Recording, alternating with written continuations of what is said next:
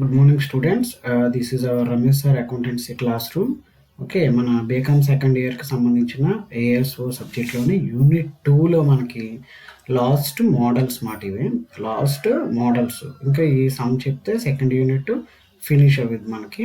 Okay, ఇంతకుముందు చెప్పిన models నుంచి కానీ ఇది కానీ 5 మార్క్స్కి అడగవచ్చు, అదైతే 10 మార్క్స్కి అడగవచ్చు ఇంతకుముందు చెప్పినవి. బట్ ఇవి కూడా నేర్చుకుందాం. ఒకసారి చూడండి. ఈరోజు చెప్పే సమ్ ఏంటంటే తెలుగు మీడియం ఇంగ్లీష్ మీడియం రెండూ ఉంటుంది. ఓకే, ఫస్ట్ తెలుగు మీడియం, తర్వాత లాస్ట్లో నేను ఇంగ్లీష్ మీడియం ఇచ్చాను. మీరు క్లాస్ వింటూ నోట్ చేసుకోవచ్చు, ప్రాబ్లం లేదు, మీకు అర్థమవుద్ది అండి, ఈజీ టెర్మినాలజీలోనే ఉంటుంది. ఓకే, ఇక్కడ మనకి చూసేసరికి ఈ సమ్ వచ్చేసరికి చాలా ఇంపార్టెంట్, ఇలానే అడుగుతాడు. బట్ ఇవన్నీ నేను ఇంతకుముందు థియరీ నోట్స్ మీకు ఇచ్చానండి. థియరీ నోట్స్ నుంచి ఇచ్చిన పాయింట్సే ఇందులో, కొత్తగా మనం చేయవలసింది ఏమీ లేదు. అక్కడ ఏ పర్సంటేజ్ తీసుకుంటే ఇక్కడ అదే తీసుకోవాలన్నమాట. థియరీ ఇంతకుముందు నేను నేర్పించాను, ఆ థియరీ నుంచి వచ్చేవే ఈ లెక్కలమాట. థియరీ మీరు బాగా చదివితే మీకు అవగాహన ఏర్పడిద్ది అన్నమాట. ఓకే, చూద్దాం. సోహాస్ విద్యుత్ శక్తి లిమిటెడ్ వారి మార్చి 31, 2011తో అంతమయ్యే సంవత్సరానికి 17,40,000 స్పష్టమైన లాభాన్ని సంపాదించారు. డిబెంచర్లపై 7.5% వడ్డీగా 45,000 రూపాయలు చెల్లించిన తర్వాత బ్యాంకు రేటును 6%గా పరిగణిస్తూ క్రింది సమాచారం ఆధారంగా ఆ కంపెనీ లాభాలను పరిష్కరించుము అన్నాడు. ఇక్కడ స్థిరాస్తుల ఖరీదు, మొత్తం స్థిరాస్తులు ఎంత విద్యుత్ శక్తి కంపెనీలు 2 10 100 1000 10,000 లక్ష కోట్లు 10 కోట్లు అంటే 24 కోట్లు సుమారు ఉంది. ప్రాథమిక ఖర్చులు వచ్చేసరికి 15 లక్షలు ఉంది. ఓకే, 1 10 100 1000 10,000 లక్ష 10 లక్షల కోట్లు అంటే 2,40,00,000 ఇది. Sorry, okay, 2,40,00,000. ప్రాథమిక ఖర్చులు వచ్చేసరికి 15 lakhs.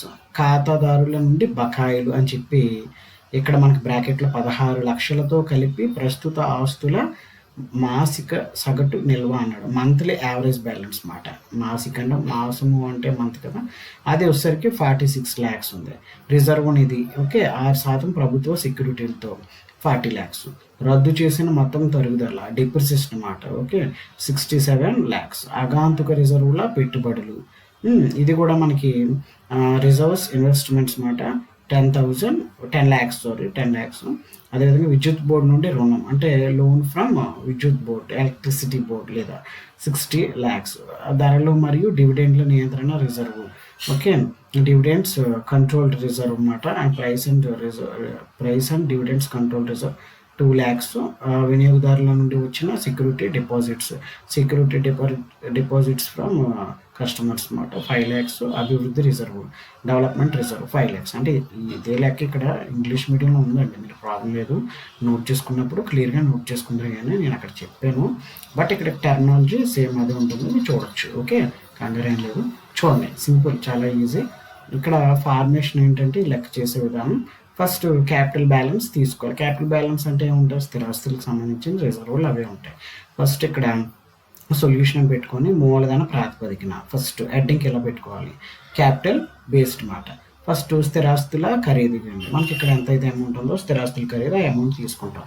తర్వాత అలానే ప్రాథమిక ఖర్చులు మొత్తం తీసుకుంటాం. ప్రాథమిక ఖర్చులు ఎందుకంటే ప్రాథమిక ఖర్చులు. ఆగాంతుక రిజర్వులు పెట్టుబడి 10 lakhs ఇలా తీసుకుంటామన్నమాట. రుణగ్రస్తులు మినహా ప్రస్తుత ఆస్తులు మాసిక సగటు బ్రాకెట్లో చెప్పాడు క్లియర్గా. రుణగ్రస్తులు మొత్తం మినహాయింపు ఇమ్మన్నాడు, అంటే 16 లక్షలను తీసేగా 46లోంచి మినహాయింపు ఇచ్చి చూపించాలి. ఇది టోటల్ మూలధన ప్రాతిపదికలు ఈ పాయింట్లో వస్తాయండి, ఎందుకంటే స్థిరాస్తుల ఖరీదు, ప్రాథమిక ఖర్చులు, ఆగంతుక రిజర్వ్ పెట్టుబడులు, రుణగ్రస్తులు. దీని నుంచి మనకి సపోర్ట్ చేసి వచ్చేదే ఇది. ఈ వచ్చిన టోటల్ అమౌంట్ నుంచి తీసివేయాలి ఈ పాయింట్స్ ఇక్కడ ఏవైతే ఉన్నాయో ఇందులో ఇచ్చిన పాయింట్స్ నుంచి ఆస్తుల నుంచి అప్పులు తీసుకెళ్ళడం, డైరెక్ట్గా చెప్పాలంటే ఆ అప్పులే ఇవన్నీ, లేదా నష్టాలు అవ్వచ్చు, ఓకే, ఖర్చులు అవ్వచ్చు. ఇక్కడ చూసుకోండి, తీసివేయవలసినవి విద్యుత్ శక్తి బోర్డు రుణం లెక్కలో ఇచ్చాడు 60 lakhs. ఓకే, రద్దు చేసిన డిప్రిసియేషన్ తరుగుదల మాట 67 lakhs.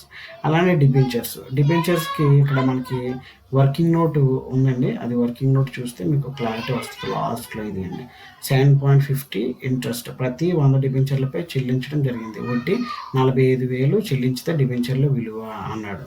అది ఓకే, ఇక్కడ కాలిక్యులేషన్ పార్ట్ 45,000 ఇంటూ 2/15 అలా అలా అలా చేసినా పర్వాలేదు.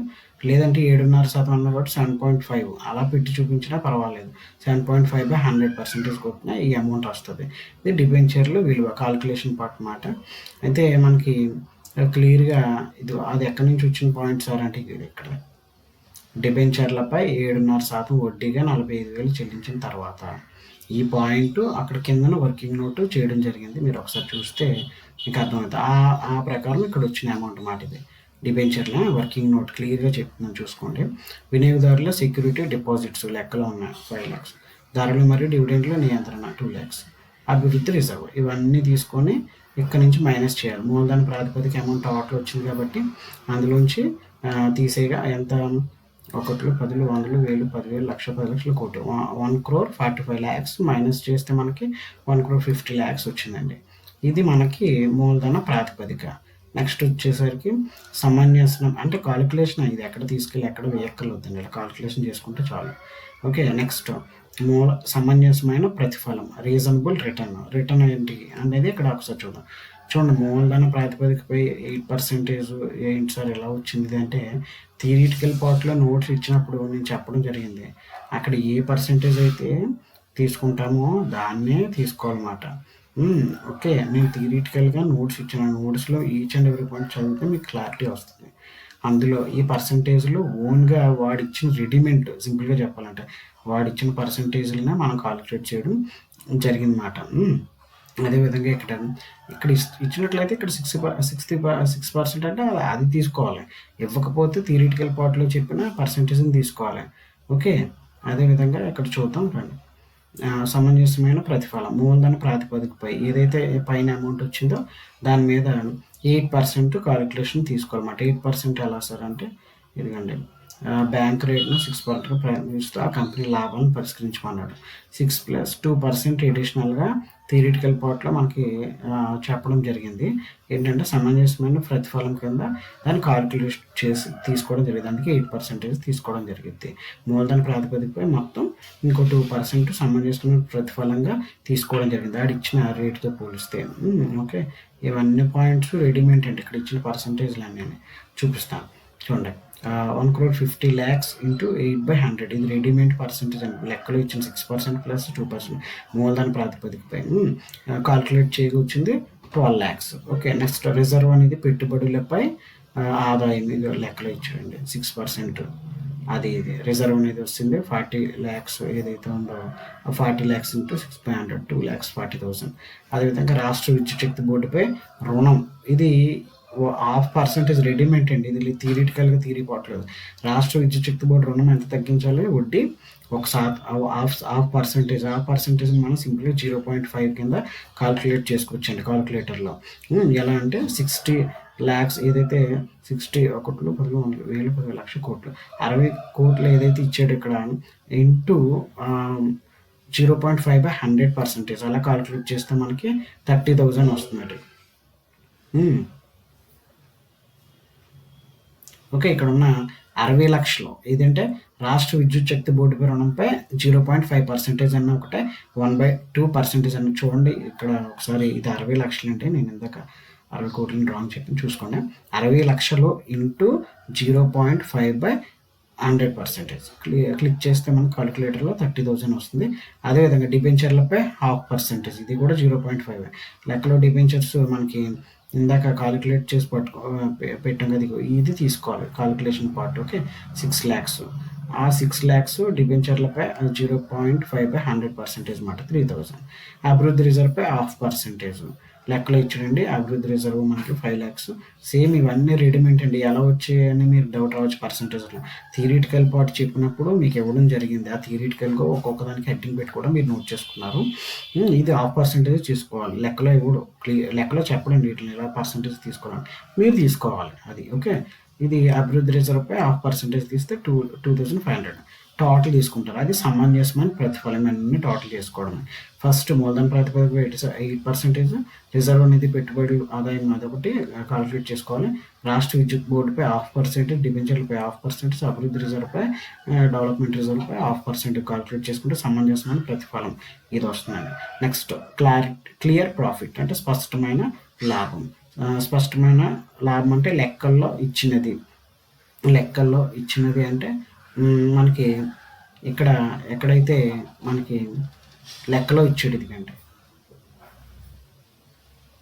17,40,000 ఇచ్చాడు లెక్కలో స్పష్టమైన లాభం సంపాదించారు అని చెప్పి అది తీసుకోవాలి ఇక్కడ అదే తీసుకున్నాడు చూడండి. స్పష్టమైన లాభం లెక్కలో ఇచ్చింది కాబట్టి 17,40,000. దీని మీద మైనస్ సమంజసమైన ప్రతిఫలం. అసలు ఇప్పుడు వచ్చిన ప్రతిఫలం తీసివేయగా సర్ప్లస్ మాట మిగులు 2,64,500 ఇది మిగులు మాట.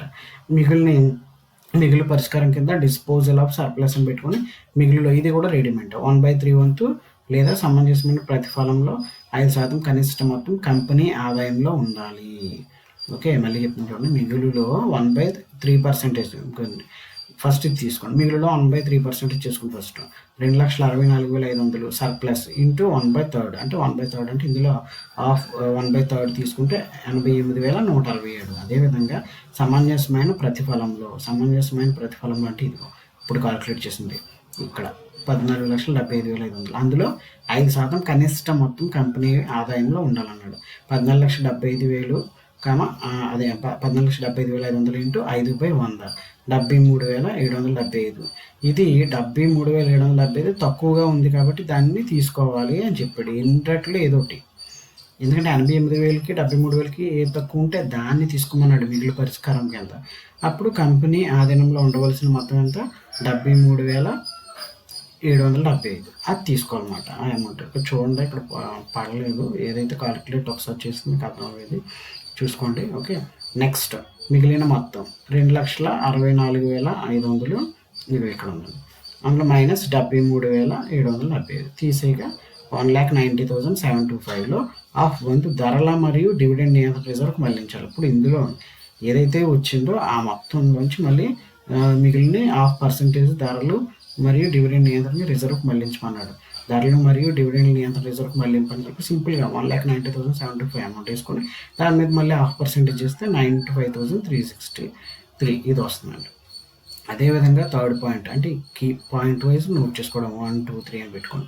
ఫస్ట్లో సర్ప్లస్ చేస్తున్నాం రోమన్ నెంబర్ 1లో, రోమన్ నెంబర్ 2లో మిగిలిన మొత్తం మీద చేస్తున్నాం, రోమన్ నెంబర్ 3లో ఏదైతే ఉందో ఇది చూడండి 1, 2లలో చూపించిన మొత్తం పోగా మిగిలిన మొత్తాన్ని వినియోగదారుల ప్రయోజనానిధి ఖాతాకు మళ్లించాలి. వినియోగదారుల ప్రయోజనానిధికి మళ్లింపు అని చెప్పి ఇక్కడ ఉన్న అమౌంట్లే మళ్ళీ 2,64,500 మైనస్ 73,775 తీసేస్తే రెండింటి మధ్య డిఫరెన్సియేషన్ 95,362.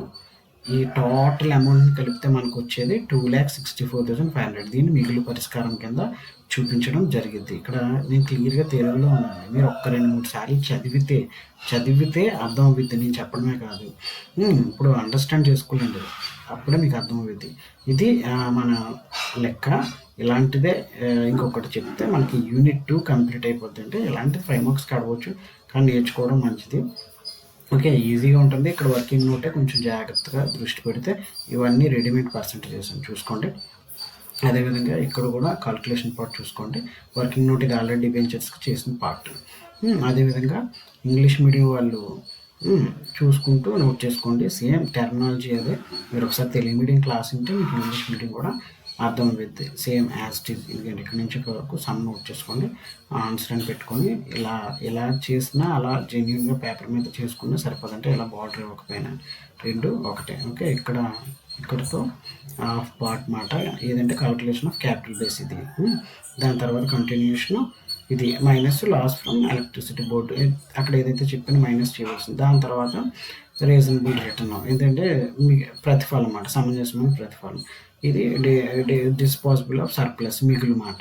దాని కాల్కులేషన్ పార్ట్ చేయగా మనకి వచ్చిన అమౌంట్. ఇది వర్కింగ్ నోట్ డిబెంచర్స్ మీద. ఓకే, డిబెంచర్స్ మీద వర్కింగ్ నోట్. ఇది కాల్కులేషన్ పార్ట్ ఒకసారి అర్థం చేసుకోండి.